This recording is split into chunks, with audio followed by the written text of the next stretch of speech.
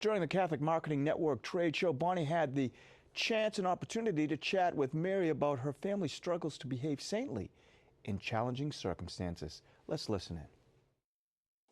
I'm here with Mary Lenaburg, the author of this book, Be Brave in the Scared, and we're going to talk about how we cope in difficult times and rely upon our faith. Thanks so much for being with us. Thank you so much for having me. Now, the book started out from a really tough experience in your family, so briefly tell us about that. Well, the book is kind of my spiritual memoir. It starts on the day that my daughter's baptized, that we had our daughter Courtney, who was with us for 22 years. And so she had a seizure disorder, and we kind of begin on the day that that sort of showed up in our life. And what the book does is Courtney's kind of a catalyst throughout the entire book and how she showed us who God was. Through her suffering, through what our family went through. We talk about addiction, myself with food, my husband with pornography, what it did to our marriage. We talk about redemption and restoration and how God brings all of that through suffering and redemptive suffering. So, and we go all the way through our daughter's death. We deal with depression and anxiety with our college-age son. I mean, anything that you think would be difficult, we pretty much talk about in this book. Yeah. That's a lot of traumatic things and a lot of, you know, sometimes like these addictions, right? I call those everyday traumas because you're overcoming it in every step of the way. So for Courtney, though, that was something clearly a loss or that health issue. That's something that occupies a family. So tell us how that. It does. She was blind, immobile, so she was wheelchair bound. Blind, didn't speak. Everything had to be done for her. Sure. And so it was 22 years of 24-hour-a-day care. And it was challenging. I'm not going to say that it wasn't hard. Right. It was really hard. But God remained. He showed up. And we were really angry in the beginning. The first 7 years of her life were kind of like fixing the car, trying to, like, why? And there was a lot of frustration. But then we have this beautiful experience we write about in the book where we go to Lourdes. And God really took us on a journey.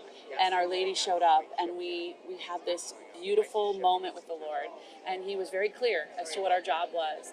And that was to be Courtney's hands and feet, to live boldly and celebrate the dignity of every human life. It was to live out as a family and not to hide our suffering behind closed doors. It was to live as boldly as we could, because love always remains. You know, I think God is going to ask us one question: how did you love in my name?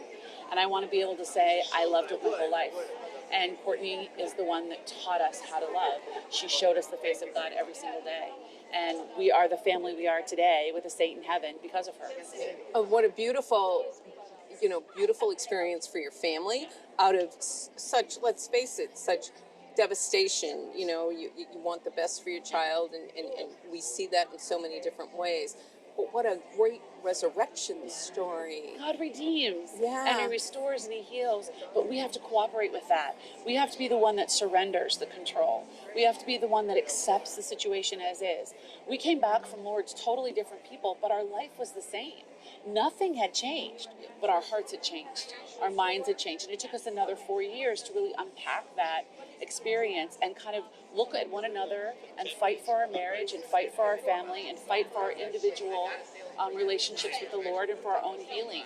And when we were reading the book for the last time before it went back to the publisher, I looked at my husband and I was like, can you believe we did that? And he goes, Mary, we should be living in utter desolation right now. There should be nothing left of our family. And that is truly the story of God's redemption in our life, because He comes in and He redeems and restores with our cooperation. And so that's why we called it Be Brave in the Scared, because you're still going to be scared, and bad things are still going to happen, and evil still exists in the world, but God is all love, and He is there, and He's just waiting for you to say, yes, I need you now. Please help me. And so you kind of have to walk through that scare and be brave in it. And my dad used to say, you only have to be brave one breath at a time. And so that's true. That's what we're required to do. How beautiful. I love what you said for your family trip to Lourdes. Our Lady showed up. She showed up. Oh my gosh, she really did. And we tell the story in the book. It's right in the middle of the book. It's kind of the turning point where you're coming out of this awful situation. I feel like it needs to go to people with Kleenex, like, here, just take it and know you have a warning. And we came back and we knew that we had heard our daughter's voice. Each of us had gone into the water separately. Our daughter had gone into the water. my husband and I were given a word of acceptance, just one word in a young woman's voice as our eyes were closed, totally separate. I didn't know he was going in the water. He didn't know I was going in the water. And when we came back to talk over lunch, he was like, wait, what happened to you? And I said, this happened to me. And he goes, no. That's insane. And so what we discovered was 4 years later, it was our daughter. It was her voice, because we had always prayed to Our Lady, can we hear her voice? Can you just know what it sounds like? And now I have that. I know what my daughter's voice sounded like, and she gave us the word acceptance. And it was her acceptance of, I know what my job is here to do.